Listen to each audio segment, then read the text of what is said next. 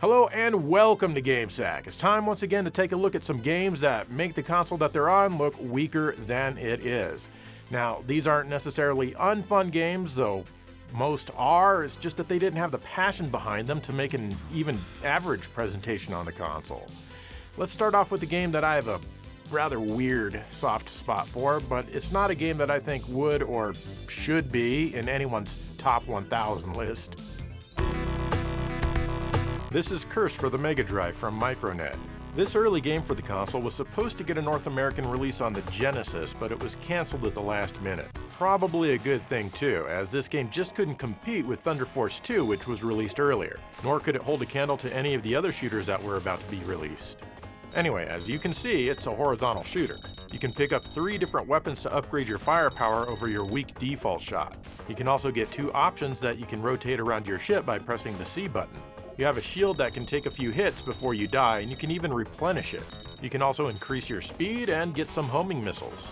Lastly, the A button does kind of a bomb blast which can damage all the enemies within an inch or two of you. I find this pretty useless.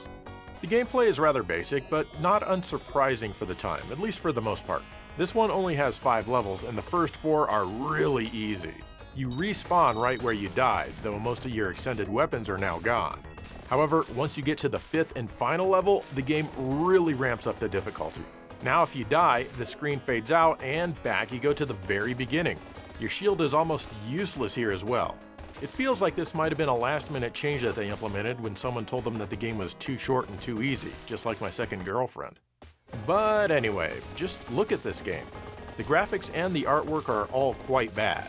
Very poor color and design choices here, and it's all just kind of cobbled together. Stage 4 is super bleak, with only a few stars whizzing by in the background other than the enemies fighting you.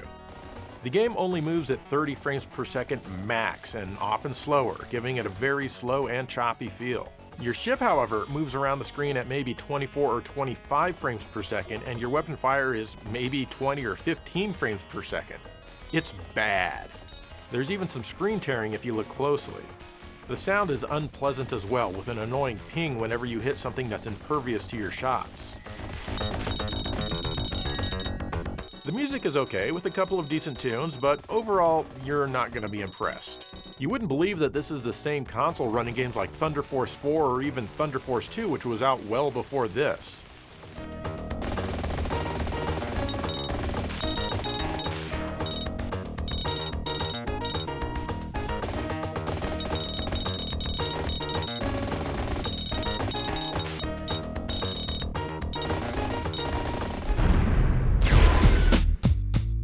Here's Rap Jam Volume 1 on the Super NES from Motown Games. That's right, the very same publisher behind Bebe's Kids, which I covered in the first Games That Make the Console Look Weak episode. Wow, this is a flashback I absolutely did not want to have. Anyway, this one's a basketball game with up to 3 players on each team. Why play NBA Jam with real NBA players when you can play Rap Jam with real rappers instead? Many rappers of the time lent their faces and names to the player select screen. That's it though, because everyone on the court is an unrecognizable, poorly colored, choppy mess. Everything is so herky-jerky and same-looking. As a result, it can be easy to lose track of your player briefly in the 3-on-3 games. You have a jump button and a shot button. There are no fouls in this game, not even traveling. The ball never even goes out of bounds. That's all fine and good, but the game has the energy level of an elderly snail on Xanax. With a game called Rap Jam, you'd think that there'd be some great hip-hop music as you play to get that energy level up, but no. Instead, you get no music at all, only the sound of the ball and the occasional crowd noise. And that crowd consists of 2 people saying yeah, almost like they're being held at gunpoint. There are 5 different cities to play in, and a couple of them have crowds that sound closer to maybe 10 people. Sometimes there's a guy who says solid. Solid. There is some hip-hop-ish music between the matches, but that's the only time you get to hear any music. And even then there's no rapping. Hell, it's not even really jamming either. Imagine playing some NBA Live 95 or any other basketball game on your friend's Genesis. Then they come over to your house and this is the first Super NES game that you show them. Yeah. It might be better than Bill Laimbeer's Combat Basketball though. Wow. I also like that they call this Rap Jam Volume 1. The sheer hubris to think that players would demand follow-up volumes is incredible. I kind of admire that.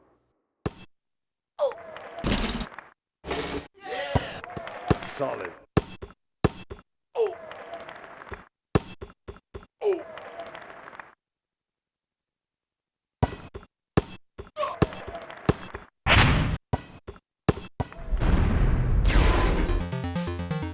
Let's check out Test Drive Offroad 3 on the Game Boy Color from Infogrames really quick. Okay, that's enough. Just kidding. Anyway, this is an overhead racing game, as you no doubt have already surmised using that big brain of yours. Honestly, I could see myself enjoying this one, even as it is. I mean, heck, it has a cool rumble feature. I'd enjoy this game a lot more though if the scrolling was at least consistent. It's bad enough that the scrolling is so choppy to begin with, but every second or two it hesitates and then snaps forward a bit to make up for the frames that it lost while hesitating. We all know that the Game Boy Color can scroll the playfield much more smoothly than this. There are only 3 other opponents on screen, so it's not like the CPU is overburdened with aggressive AI. Otherwise, the game is fine, I think, if a bit simple. You can upgrade your vehicle between each race and all that good stuff. Some websites list this game as being Super Game Boy compatible, but it doesn't feature any extra graphics or enhancements when you play it that way. The only reason it's listed is because it's looking for the Super Game Boy. And if it detects that it's being run on the Super Game Boy, it disables the rumble feature. Overall, this is a decent game that I feel easily could have been better.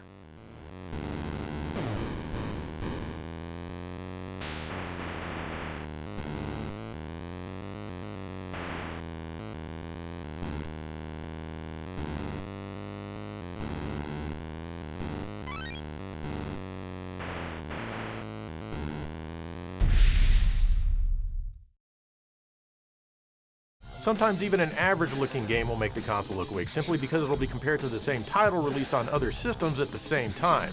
And it's not always the graphics that make the game look weak. Sometimes it's the gameplay. Take a look. This is Batman on the PC Engine from Sunsoft, based on a 1989 Batman movie. I said before that I'd cover this game in such an episode, and well, here it is. Basically, as Batman, you need to pick up trash while fighting enemies. In other stages, you need to clean up paintings that have been vandalized in a museum. In the third type of stage, you need to plant bombs on all the red exits, similar to Sega's Crackdown. Pick up everything in a stage and you move on to the next one. And there are a ton of stages here. You fling batarangs at your enemies, but you're frozen while they're in the air. You can collect power-ups to move faster, shoot more batarangs at a time, and also shoot them faster. This game is actually somewhat enjoyable once you're a bit powered up. The graphics aren't anything special, but the music is excellent.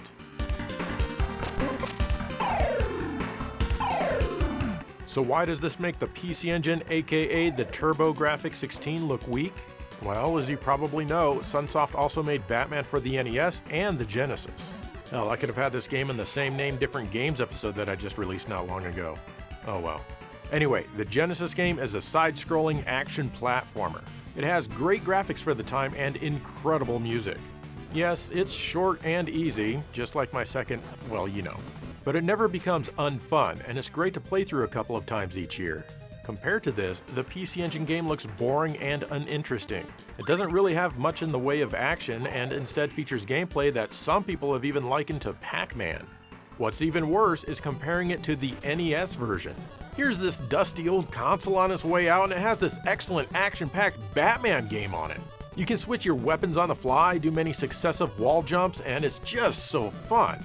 It also requires learning some strategy to get past some of the areas, especially the bosses. That's right, this game is on the NES, and the far more powerful PC Engine has this instead? Yikes. Like I said in a previous episode, it's good that this Batman game was never released in North America for the TurboGrafx-16, because it would really put the entire console in a very bad light when comparing these games. The very worst thing about all this though is that the PC Engine game here was originally going to be an action platformer, but they canceled that design and gave the world this instead. It really makes the PC Engine look like something that you wouldn't want to put a lot of money into if you were a gamer back then. And honestly, I'd just rather play Crackdown on the Genesis.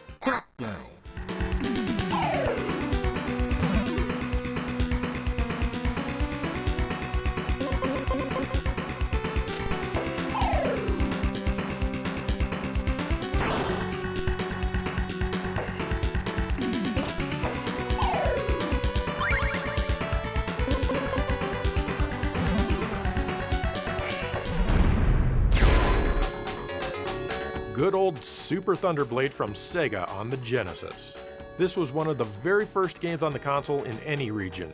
I absolutely loved the arcade game. It's incredible for its time, so I was super hyped for Super Thunderblade. I mean, imagine a super version of this. In fact, I almost bought this or Space Harrier 2 with my Genesis, but I chose to buy Thunder Force 2 instead.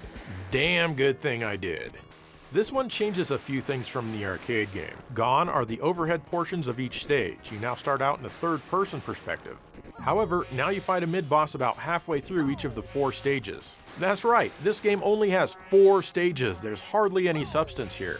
After the mid-boss, the game finally switches to an overhead view where you battle the boss. Well, actually, I think battle might be too strong of a word.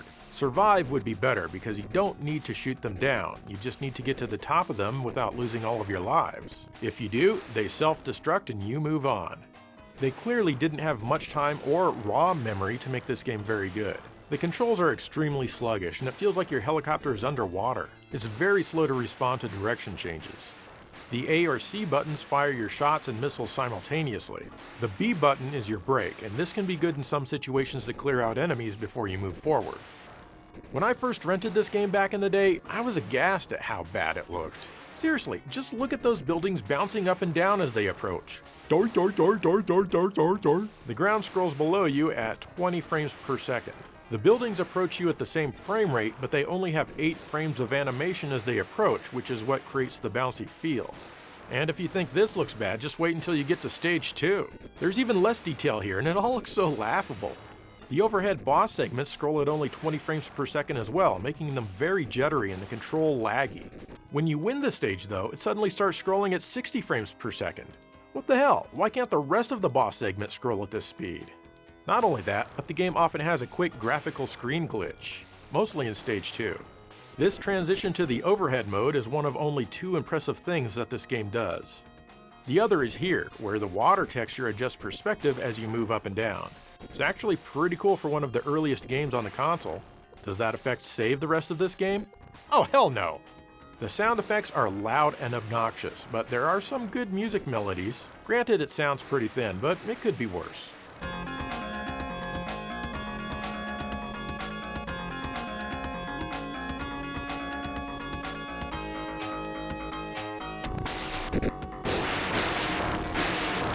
About 20 years ago or so, I even did my own arrangement of the final stage theme using an app called Reason. Here it is, what do you think?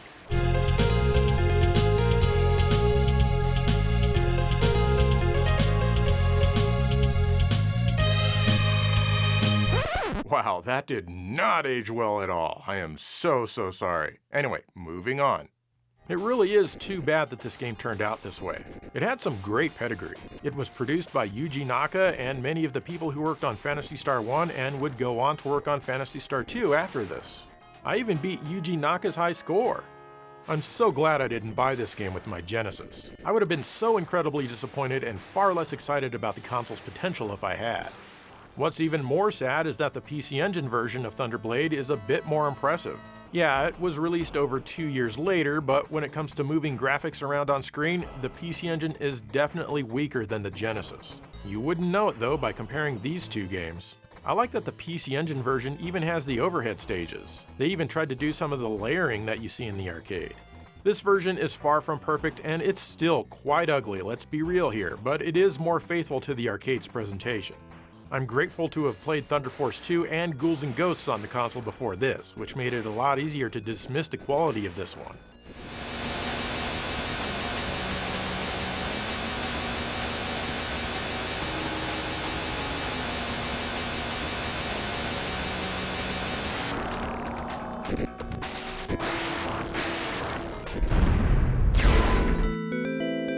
This is Battlemaster on the Genesis from Arena.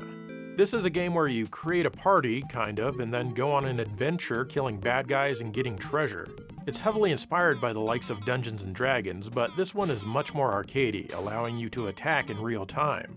I like the idea of this game, working your way around various maps, avoiding traps, and trying to get further. Sadly, the AI is pretty dumb, which means your party members can get hung up on the dumbest things and not be able to follow you.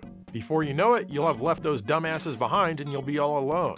However, sometimes if you work your way back, a few of them will have figured their lives out and be waiting to follow you again. I actually have fun playing this, but wow does it make me think my Genesis is struggling hard. Everything moves so incredibly slow, like the CPU is overburdened with mining Bitcoin while I play or something. The scrolling and the action are both incredibly choppy, moving at around 7 frames per second. What's really bad is when you get into a big battle, you have a very difficult time discerning what's actually happening because the screen updates so infrequently.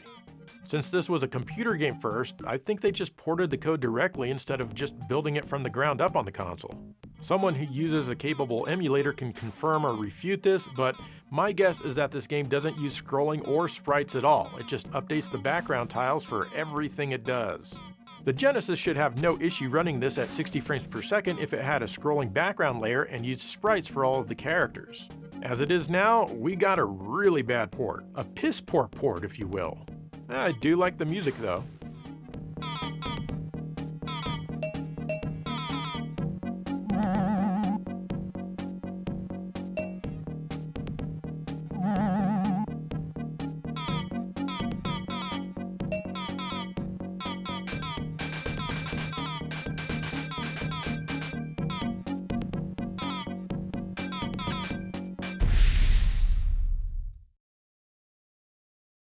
This next game is another one that I think plays decently enough. It's just that the graphics belong more on the Master System than the Genesis.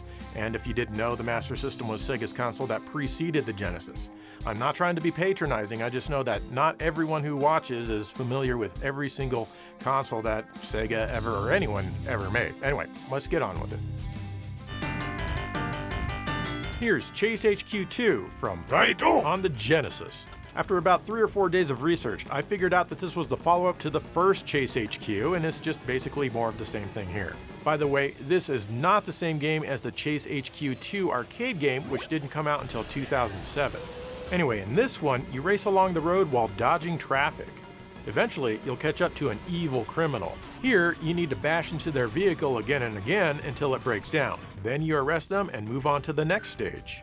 You have 3 turbos that you can engage to help you close the distance between you and the boss car. Of course, there's also a timer that you need to worry about because just like real life, you only have a couple of minutes to catch a criminal before you get fired as a cop. In the sequel here, you can now choose from 3 different vehicles.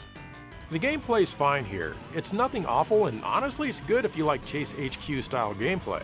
But the presentation, yikes! Taito's never been known for great graphics on the home consoles in this era, and this game is no different. The graphics are all extremely bland and flat looking. There's very little detail and next to no artistry. The game putzes along at a blazing 20 frames per second, and that includes the scenery scrolling back and forth on the horizon. The colors are okay, but that's really the only positive I can give the visuals. The music sounds competent though. However, it does have one of the most garbled voice recordings on the console. I'm not sure how Taito could look at this game and think it's fine, even after other racing games like Outrun and Road Rash had been out on the console for a while. Like I said, the game plays decently enough, but if you saw this game running on a kiosk at a store and you didn't know anything about the Genesis, this wouldn't suddenly make you interested in the console.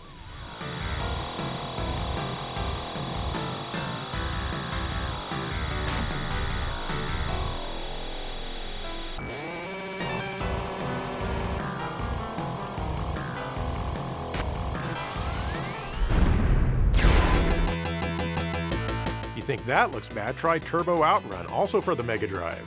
Thankfully, this wasn't released in North America for the Genesis.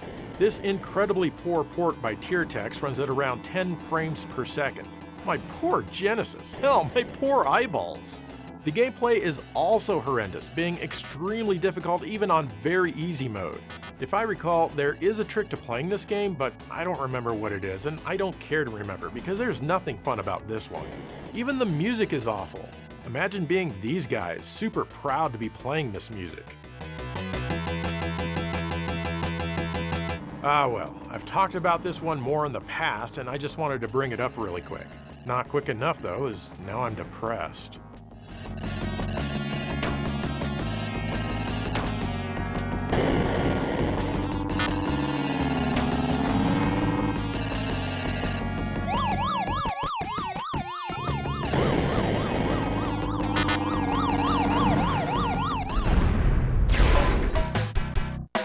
This is Bronchi, the Brontosaurus from Raya Systems for the Super NES. In this one, you play as a kid Brontosaurus who has asthma. This game is designed to teach kids how to manage their asthma, and I almost feel bad for talking down on it because, of course, it's not trying to be a AAA title or anything. Almost. So you wandered the rather large stages punching your enemies and collecting lungs. That's right, you're grabbing all of the pulsating lungs that you can find. You need to avoid your triggers like smoke, furry animals, people with a cold, or toxic waste dripping from a pipe. That's right, getting hit by this green sludge dripping down will trigger your asthma. Every time you get hit by one of your triggers, the screen darkens, which is really cool. And by that, I mean not cool at all. If you find an inhaler, you can test your peak flow, and if the game is feeling nice, then it will let you use the inhaler after that. This will brighten the screen back up. I am perplexed as to why you don't always have an inhaler with you if you have asthma. Seems like something important that you'd always have instead of having to find random ones lying around. But what the hell do I know? Sometimes, in order to progress, you have to answer a question about asthma. Even for someone like me who doesn't have asthma, these are incredibly easy. Like I said, this game makes no effort to be a premier title. The graphics, sound, and music are among the worst on the platform. The gameplay isn't very good either. But imagine if your parents bought you a Super NES and this game to help you with your asthma, and all you knew otherwise was the Genesis and maybe the Turbo graphics. Not really a good first impression for the console, but hey, at least you got your parents to buy it. This game is also aimed at those who don't necessarily have the condition, but should be watching themselves for signs of it. So if I were a little kid and I knew about this, I'd fake having asthma symptoms just so my parents would buy me this game and the Super NES required to play it. I mean, it also came with Super Mario World, so that'd be a win for me. Then of course I'd suddenly get better and my parents would think the game fixed me and be happy that they spent money on the console. Everybody wins.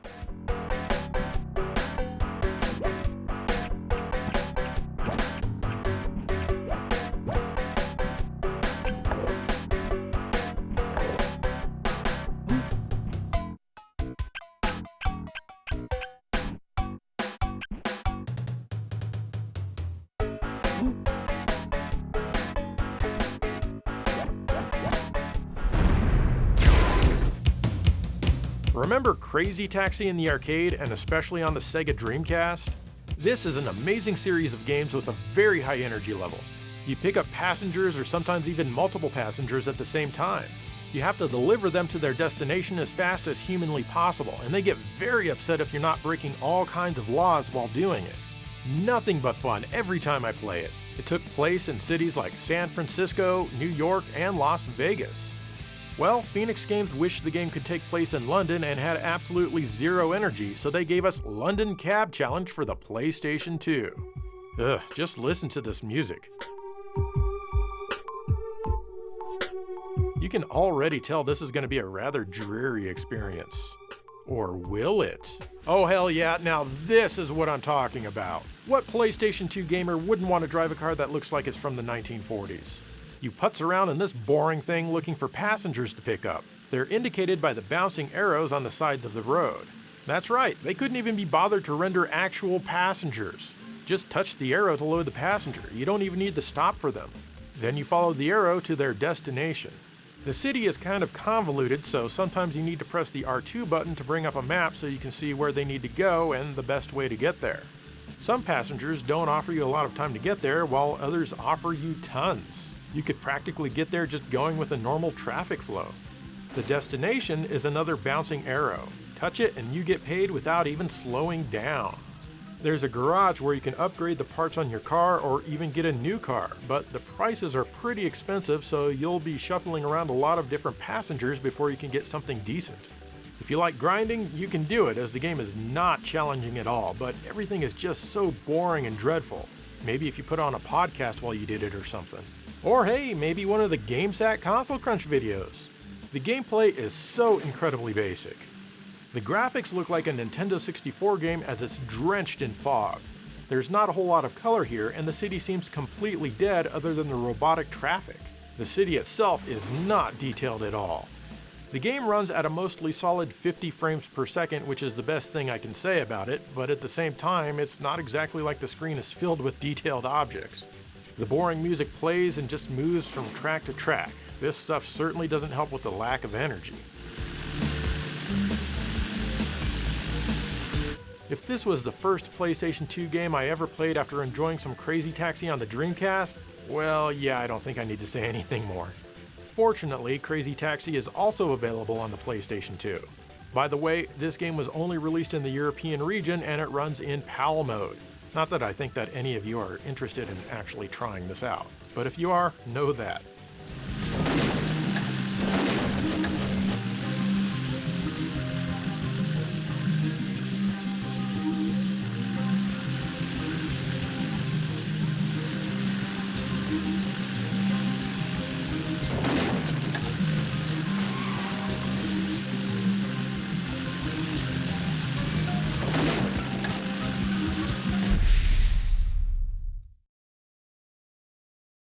There you go, more games that make the console that they're running on look pathetic.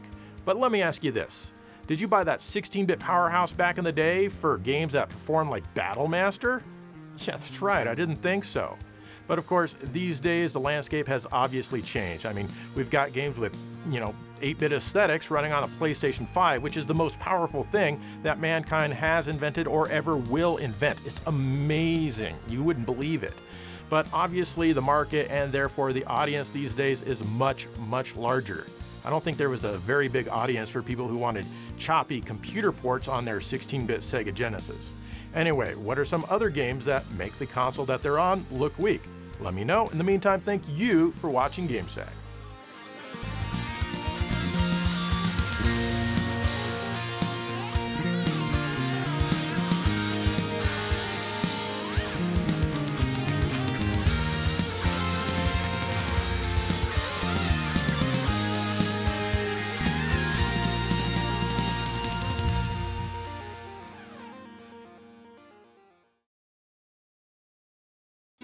Ugh.